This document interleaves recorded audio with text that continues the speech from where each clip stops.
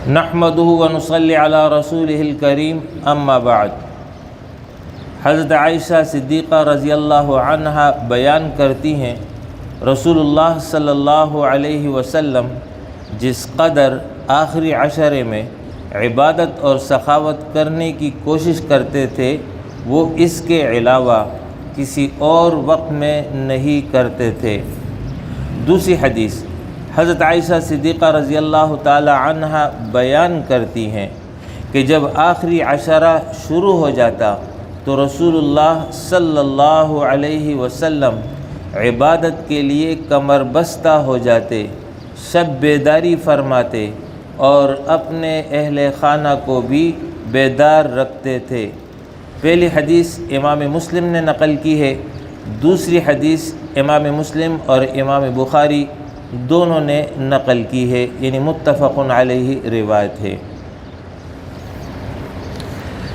جس طرح ماہ رمضان کو باقی مہینوں پر فضیلت حاصل ہے، اسی طرح آخری عشرے کو باقی ابتدائی 2 عشروں پر فضیلت حاصل ہے، اس کی اہمیت زیادہ ہے۔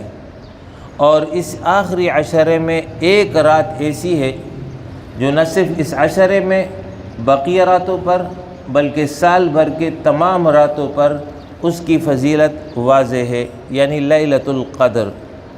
تو ان 2 احادیث سے یہ معلوم ہو گیا کہ رسول اللہ صلی اللہ علیہ وسلم اس آخری عشرے میں اہتمام فرماتے اور خود بھی عبادت کرتے اور اس کے ساتھ ساتھ اپنے گھر والوں کو بھی اس حوالے سے بیدار فرماتے، ان کو تلقین فرماتے تاکہ وہ بھی اس آخری عشرے کی فیوزات اور برکات سے مستفید ہو جائیں۔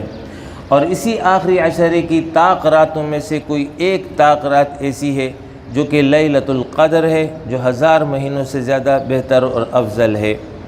لہٰذا ہر مومن کو اس بات کی سعی اور کوشش کرنی چاہیے کہ اس آخری عشرے سے بھرپور استفادہ کرے۔ انشاءاللہ تعالی آج مغرب سے یہ وقت شروع ہو رہا ہے اور آج 21ویں شب ہوگی، تو گویا کہ یہ لیلۃ القدر کی طاق راتوں میں سے ایک طاق رات ہے کہ جس کے بارے میں امکان ہے کہ یہی شب قدر ہو۔ لہٰذا آپ میں سے اور مجھ سمیت ہر ایک کو اس حوالے سے اہتمام کرنا چاہیے۔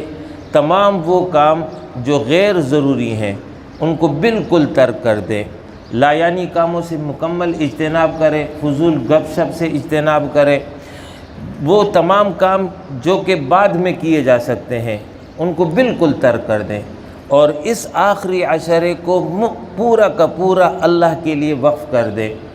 اس کی راتیں بھی بڑی قیمتی ہیں، اس کے دن بھی بڑے قیمتی ہیں، لہٰذا اس حوالے سے بہتر تو یہ کہ اعتکاف اختیار کیا جائے۔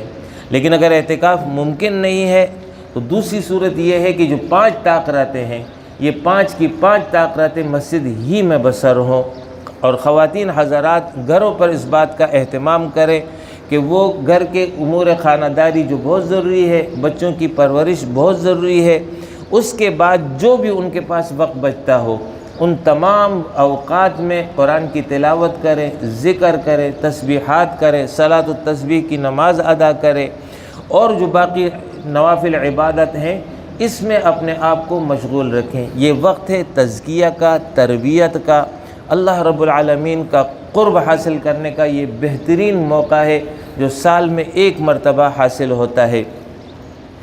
اس موقع پر فیس بک اور دیگر واٹس ایپ پر جو ہے مختلف پوسٹیں نشر ہو رہی ہیں۔ اس میں سے ایک پوسٹ یہ نشر ہو رہی ہے کہ امام کعبہ نے جو ہے کوئی تجویز دی اور رہنمائی دی ہے۔ اس میں یہ بتایا کہ 3 اعمال اختیار کر لو، وہ یہ کہ ہر رات 1 روپیہ خیرات کرو، جس رات لیلۃ القدر ہوگی وہ 1 روپیہ کی خیرات جو ہے وہ ایسے جیسے آپ نے 84 سال تک خیرات دی۔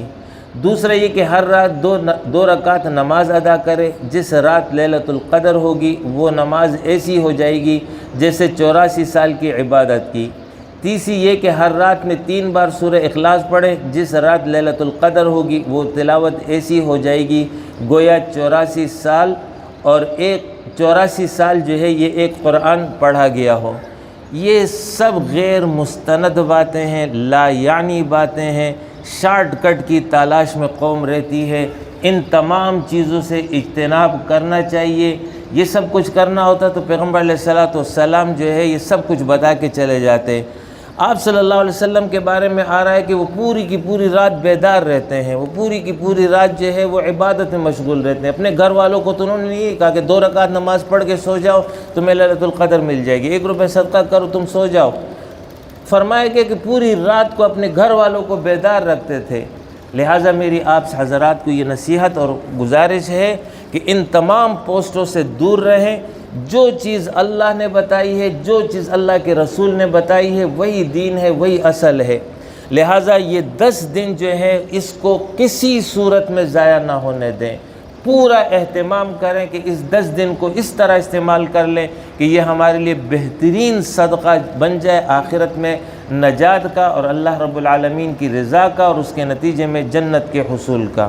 وآخر دعوانا ان الحمد للہ رب العالمین۔